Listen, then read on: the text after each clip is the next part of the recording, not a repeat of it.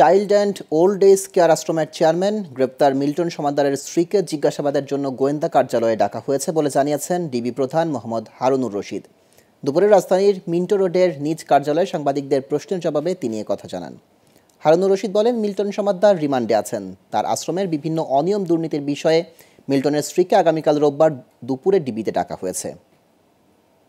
কারা তাকে সহায়তা করত, যে সোশ্যাল নেটওয়ার্কে ভিডিওগুলি বানিয়ে দিত এবং এই কাজগুলি কারা করত তাদেরও আমরা জিজ্ঞাসাবাদ করব।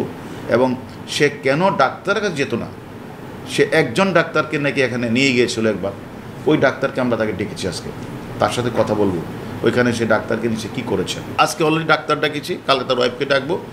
কেন নয়শ লোক বলে, কেন সে তার সোশ্যাল নেটওয়ার্ক ব্যবহার করে সে কীভাবে টাকাটা ইনকাম করে, এগুলো আমরা আরও জানি।